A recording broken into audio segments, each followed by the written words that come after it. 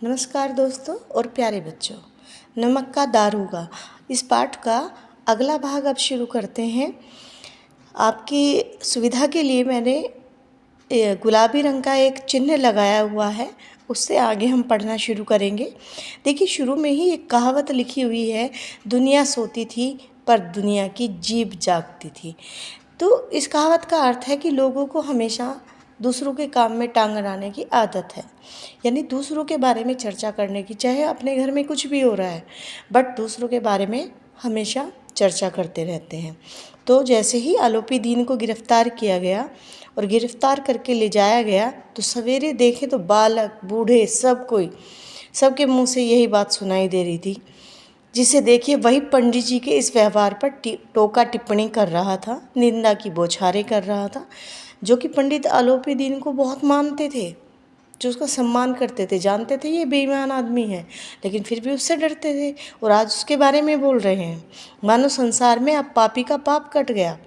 दूध को ऐसे ऐसे लोग भी पंडित आलोपी दीन पर व्यंग कर रहे थे, जैसे पानी को दूध के नाम पर बेचने वाला ग्वाला, जो मान लीजिए वो खुद कुछ नहीं करता जैसे, लेकिन वो करता था, दूध में पानी मिलाता था हद से ज़्यादा, वो भी आलोपी दीन पर बात कर रहा है।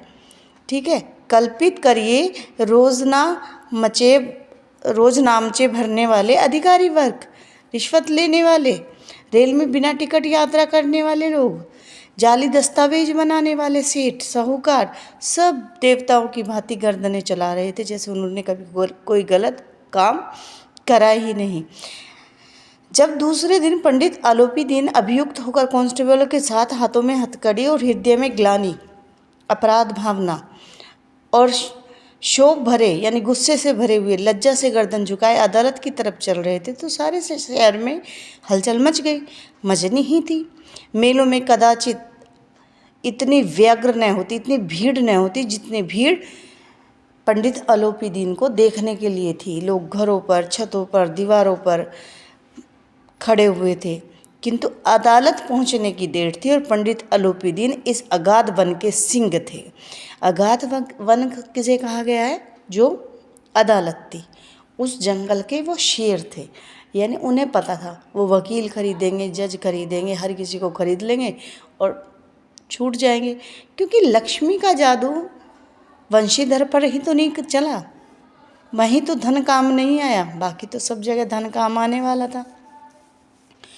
अब उन्होंने क्या क्या, सभी अधिकारी वर्ग उनके भक्त थे, वहाँ पर पैसा खाते थे उससे, उनके सेवक थे, वकील वगैरह जो थे वो उनके आज्ञा पालक थे, आज्ञा का पालन करने वाले चपरासी, चौकीदार, बिना माल के गुलाम। उन्हें देखते ही बस, हालांकि हाथों में हथकड़ी थी, पर ऐसा लग रहा था उन्हें देखते ही इस तरह सब नमस्कार कर रहे थे, इस तरह उनका सम्मान कर रहे थे, तब भी जैसे भाई पता नहीं कौन आ गया है। चारों तरफ से लोग दौड़े। लोग आश्चर्यचकित थे कि आखिर पंडित आलोपी दीन को कानून के पंजे में फंसाया किसने, आखिर कैसे, इतना दुस्साध्य कार्य किया किसने। वकीलों की एक सेना तैयार हो गई। न्याय के मैदान में धर्म और धन में युद्ध ठन गया। धर्म यानी वंशीधर और धन यानी आलोपी दीन, दोनों में जैसे कि कौन जीतेगा। वंशीधर चुपचाप खड़े थे, उनके पास सत्य के सिवा कोई बल नहीं था, कोई ताकत नहीं थी, न स्पष्ट भाषण के अतिरिक्त कोई शस्त्र था। सिर्फ वो स्पष्ट भाषण दे सकते थे, बता सकते थे, यहाँ तक कि उसके साथ में जो लोग थे वो भी गवाह बनने को तैयार नहीं थे। गवाह थे किंतु लोभ में डामाडोल। जो लोग, जब उन्होंने पंडित आलोपी दीन को गिरफ्तार किया था, जो वहाँ पर लोग थे, जो गाड़ी वाले थे या फिर जो साथ में काम करने वाले थे पंडित मुंशी वंशीधर के, वो भी बिक गए थे गवाह। यहाँ तक कि मुंशी जी को न्याय भी अपनी ओर से कुछ खिंचा हुआ दिख रहा था। मुंशी वंशीधर को दिख रहा था कि अब न्याय तुम्हारे पक्ष में नहीं है, हालांकि वो बिल्कुल सही थे। यह न्याय का दरबार था, परंतु उसके कर्मचारियों का पक्षपात का नशा सब पर छाया हुआ था। सब पक्षपात करने को तैयार थे, कोई भी साथ खड़े होने को तैयार नहीं था वंशीधर के। मुकदमा शीघ्र ही समाप्त हो गया, क्योंकि मुकदमे में कुछ भी नहीं था। पंडित अलोपीदीन अपराधी था, परंतु सबको पैसा दिया गया और मुकदमा एक तरफा हो गया।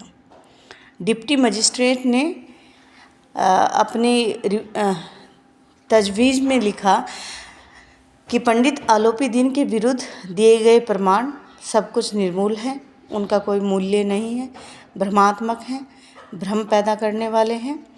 यह एक बड़े भारी आदमी हैं, इनका समाज में रुतबा है। यह बात कल्पना के बाहर है कि मुंशी वंशीधर को ने इतना दुस्साहस कैसे किया। नमक का दारोगा मुंशी वंशीधर का अधिक दोष नहीं है, लेकिन फिर भी खेद की बात है कि उन्होंने इतनी उद्दंडता की। इतने भले मानुष को, देखिए भले मानुष किसको बता रहे हैं, अलोपीदीन को, इतने भले मानुष को उनकी वजह से कष्ट झेलना पड़ा। ठीक है, इसलिए ये जो है भविष्य में इन्हें होशियार रहना चाहिए। ठीक है, तो वकीलों के ने यह फैसला सुना और उछल पड़े। पंडित आलोपीदीन मुस्कुराते हुए बाहर निकले। अभी आपको ऐसा लग रहा है जैसे किसी फिल्म में आप देख रहे हो, विलन जो है पैसे वैसे दे के छूट गया है और हीरो वहीं मुँह लटकाए खड़ा हुआ है।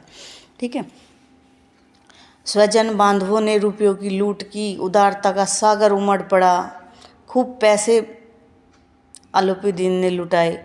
जब वंशीधर बाहर निकले तो क्या हुआ, उनके ऊपर व्यंग्यवाणी होने लगी। देखिए दुनिया है कुछ ना कुछ कहती रहती है। जब आलोपीदीन गिरफ्तार था तो उनके बारे में कह रही थी, अब उनके बारे में कहने लगी। लेकिन उसके बावजूद भी, इतने कटु वाक्य सुनकर भी वह अपने गर्व से भरे हुए थे, क्योंकि वो ईमानदार थे।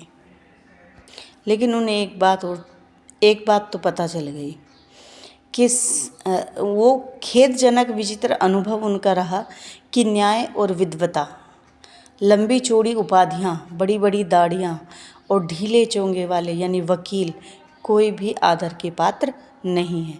वंशीधर ने धन से बैर मोल लिया था, इसका मूल्य उनको चुकाना अनिवार्य था। देखिए क्या मूल्य चुकाया उन्होंने। कठिनता से 1 सप्ताह बीता होगा और उनके लिए नोटिस आ गया, परवाना आ गया कि उनको नौकरी से हटा दिया गया। बेचारे भग्न हृदय यानी टूटे हुए हृदय, शोक और खेद से व्यथित होकर घर की ओर चले गए। बड़े मुंशी जी, बूढ़े मुंशी जी जो थे, अब देखिए जिन्होंने बड़ी शिक्षा दी थी बेटा रिश्वत लेना, खूब लेना, तो अब उनका क्या हाल हुआ होगा। तो बूढ़े मुंशी जी जो थे कुड़बुड़ा रहे थे, चलते चलते इस लड़के को समझाया था, लेकिन इसने एक ना सुनी, सब मनमानी करते हैं। हम तो कलावर और कसाई के तगादे सही, हम तो लोगों के तगादे सही, उधारी के, बुढ़ापे में भगत बनकर बैठे और वहाँ बस यही सूखी तनख्वाह। हमने भी तो नौकरी की है और कई ओहदेदार नहीं थे, कोई बड़ा ओहदा नहीं था हमारे पास, लेकिन काम किया, दिल खोल कर किया। आप ईमानदार बनने चले हैं, घर में चाहे अंधेरा हो, मस्जिद में अवश्य दिया जलाएंगे। खेद ऐसी समझ पर, मुझे बहुत गुस्सा आ रहा है वंशीधर की ऐसी समझ पर। पढ़ना लिखना सब बेकार गया। इतने थोड़े ही दिनों में मुंशी वंशीधर ने इस दुरावस्था में घर पहुँचे जब वो, तो बूढ़े पिताजी ने समाचार सुना, सिर पीट लिया। बोले जी चाहता है कि तुम्हारा और अपना सिर फोड़ लूँ। बहुत देर तक पछता कर हाथ मलते रहे कि तुम्हारा और अपना कि मलते रहे। क्रोध में मुझे कुछ कठोर बातें भी कही। यदि वंशीधर वहाँ से चले न जाते तो शायद उनका क्रोध एक विकट रूप धारण कर लेता। वृद्धा माता को भी दुख हुआ। जगन्नाथ और रामेश्वर यात्रा की कल्पनाएं जो कर रही थी, उसको ये था कि बेटे की अच्छी नौकरी है, अच्छा पैसा मिलेगा तो मैं तीर्थ यात्रा पर जाऊंगी। पत्नी ने तो कई दिन तक सीधे मुंह बात भी नहीं कही। इसी प्रकार 1 सप्ताह बीत गया। अब देखिए, अब ऐसा कुछ होने वाला है जिसकी आपने कल्पना भी नहीं की थी। संध्या का समय था, बूढ़े मुंशी जी बैठे राम नाम की माला जप रहे थे। उसी समय द्वार पर सजा हुआ एक रथ आकर रुका। हरे और गुलाबी रंग के पर्दे थे। पछैया बैलों की जोड़ी, यानी पछैया जो जाति होती है बैलों की सबसे अच्छी जाति मानी जाती है, उनकी गर्दनों में नीले धागे, सींग पीतल से जड़ी हुई। कई नौकर लाठियाँ और कंधे पर रखे साथ में थे। मुंशी जी अगवानी करने को दौड़े। ठीक है, उनको स्वागत करने के लिए दौड़े तो देखा पंडित अलोपीदीन झुक कर दंडवत की। दंडवत करना यानी सीधा ज़मीन पर लेट जाना, इस तरीके से प्रणाम करना। अब आप सोच रहे होंगे पंडित अलोपीदीन वंशीधर के घर क्यों पहुंचते हैं। देखिए, वंशीधर के पिता उनके पैरों में लेट गए।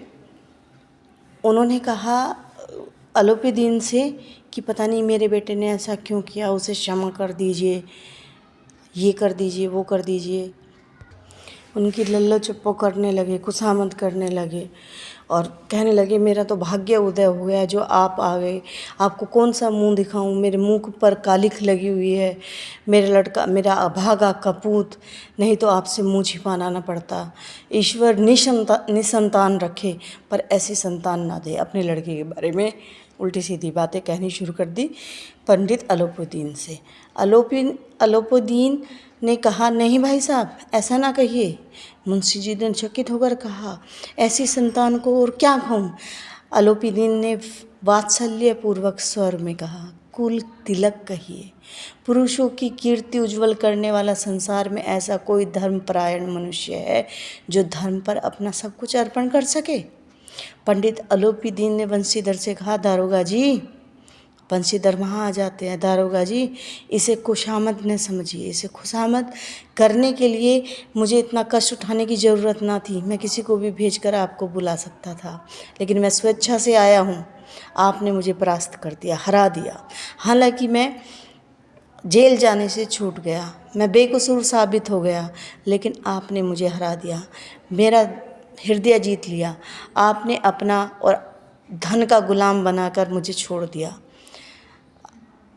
सबको मैंने अपना और धन का गुलाम बनाकर छोड़ दिया, लेकिन मैं आपको टस से मस नहीं कर सका। वंशीधर ने अलोपीदीन को देखा और सत्कार किया, किंतु स्वाभिमान पूर्वक, ऐसे नहीं जैसे उसका पिता चिरोरी कर रहा था। समझ गए वहाँ से, वो सोच रहे थे मुझे लज्जित करने आए हैं, जलाने आए हैं। क्षमा प्रार्थना या चेष्टा उसने नहीं की। ठीक है, पिता की ठकुर सुहाती जो वो खुशामद कर रहे थे, बातें उसको अच्छी नहीं लग रही थी। सद्भाव, अब जो अलोपीदीन थे उनकी आंखों में सद्भाव झलक रहा था। गर्व से अब वे लज्जा से अपना, उन्होंने गर्व से नहीं लज्जा से अपना सिर झुका दिया था। शर्माते हुए बोले कि मैं आपसे मिलने आया हूँ। ठीक है, इस तरह का देखकर जब वंशीधर बोलते हैं कि आपकी आज्ञा सिर माथे पर बताइए, अलोपीदीन ने विनीत भाव में, प्रार्थना भरे भाव में कहा नदी तट पर आपने मेरी प्रार्थना अस्वीकार करती थी, लेकिन आज स्वीकार करनी होगी। कौन सी प्रार्थना अस्वीकार करती थी? कि मुझे रिश्वत नहीं चाहिए। वंशीधर बोले मैं किस योग्य हूँ, मैं क्या सेवा आपकी कर सकता हूँ। अलोपीदीन ने एक स्टंप लगा हुआ पेपर दिया। स्टाम्प पेपर पर उन्होंने कहा इस पद को स्वीकार करिए और अपने हस्ताक्षर कीजिएगा। उसने कहा कि अलोपीदीन ने कहा कोई सवाल मत पूछिएगा और आपके हस्ताक्षर लिए बिना मैं द्वार से नहीं हटूंगा।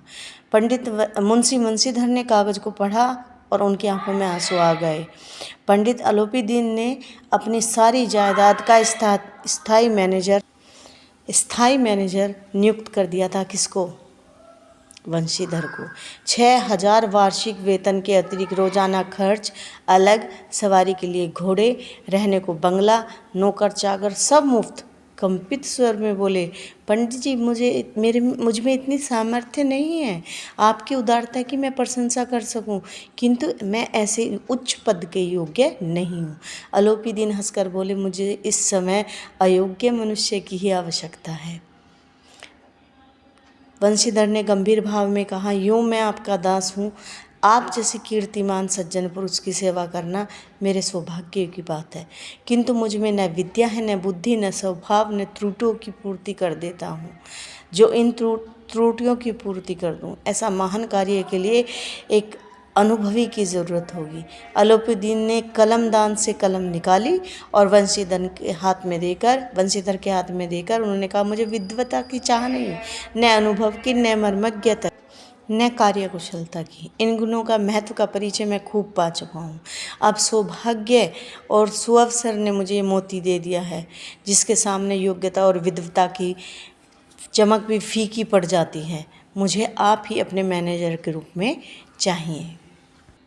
वंशीधर की आंखें डबडबा गई, पानी आ गया। संकुचित पात्र में इतना एहसास, हृदय के संकुचित पात्र में इतना एहसास शायद उनको कभी ना हुआ होगा। पंडित जी की ओर भक्ति और श्रद्धा की दृष्टि से देखा और कांपते हाथों से मैनेजरी के कागज़ों पर हस्ताक्षर कर दिए और खुश होते हुए अलोपीदीन ने वंशीधर को गले लगा लिया। देखिए, कोई भी बेईमानी का काम हो उसमें ईमानदारी अवश्य चाहिए। अब देखिए, बेशक वहाँ पर वंशीधर केस हार गए हैं, ठीक है, लेकिन पंडित अलोपीदीन एक ईमानदार व्यक्ति बन गए हैं। उन्होंने ईमानदारी का जो आज तक उन्होंने जिसको खरीदा, जिसको पैसे दिए उसको खरीद लिया था, कभी उन्होंने ईमानदारी देखी ही नहीं थी, इतनी कट्टर ईमानदारी देखी ही नहीं थी। तो शायद वो ईमानदारी से अनभिज्ञ रहे, इस कारण वो वहाँ पर आए और उन्होंने उनको मैनेजर रख लिया। तो आई होप आप लोगों को चैप्टर समझ में आया होगा। तो देखते रहिए अर्चना हिंदी क्लासेस।